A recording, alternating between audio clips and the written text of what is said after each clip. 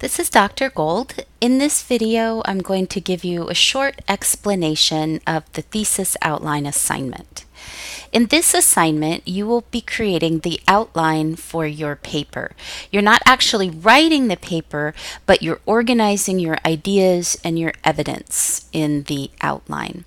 So you can see that the thesis outline is usually 1 to 2 pages.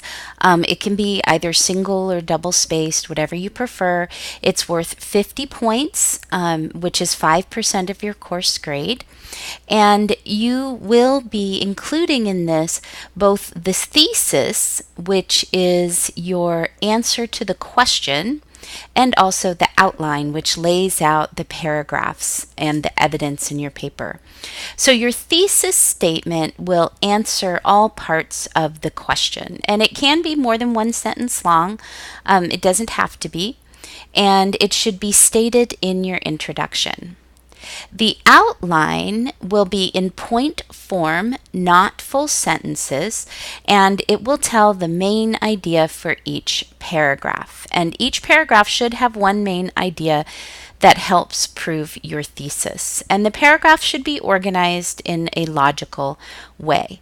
Now, also very important, you need to list the evidence to be used in each paragraph. So what are you going to be using to prove your arguments? And that might be evidence from the textbook or from the websites. So you can click here to see a sample thesis outline. And this is to a different question, but it shows you how to lay out your thesis outline. So you can see that here's the introduction, and the thesis statement is here, and then the topic for each of the paragraphs is here, and then the main ideas and the evidence to be used. So note it's in point form and the evidence is included. The evidence is really important. That's often the thing that students skip, and that brings down their points on this assignment. So make sure to include your evidence. And there's a reason students leave it out, because it's harder. It takes some work to decide what you are going to use to prove all your arguments. But it's important to have that in your outline so that when it comes to writing the paper, it's a lot easier to write. You don't have to keep stopping and looking for things and coming back. But also it helps me see whether you're using enough evidence and the right sorts of evidence. All right, so the paper topic, you are going to pick one of these 3 things: slavery, the Civil War, or Andrew Jackson, and you will not be telling the history of the topic you choose. So it will not be a paper about slavery, the Civil War, or Andrew Jackson. It will be a paper that assesses the quality of, compares and contrasts the quality of 2 websites about that topic. So you won't actually be writing, for instance, about Andrew Jackson. You'll be writing about these 2 websites. So in order to do this, you should start off by reading the McGraw-Hill site here, the CARS checklist. So this website gives you some ways of determining whether or not you are using a good website.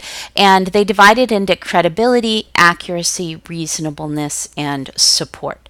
And it gives you some things to look for. Okay, when you're judging the credibility of a site, here are some things you can think about. When you're judging the accuracy, some other things you can look for: reasonableness and support. So I would suggest reading that first, and then choose your topic, which of these you would like to talk about. So say you choose Andrew Jackson. There's a couple of sites here.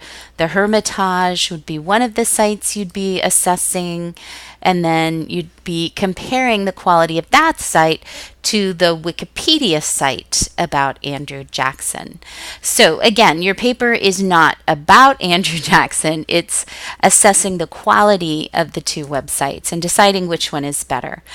So the question asks, compare and contrast the two websites using the categories of credibility, accuracy, reasonableness, and support. So those might be some good paragraph topics. And you might find that one website just blows the other one out of the water, and it's more credible, accurate, reasonable, and better supported. But you might find that one website might have great support, but the other one's more credible, accurate, and reasonable. You might find a blending. But overall, decide which one you think is the more reliable website to use. And as always, you can email me if you have any questions.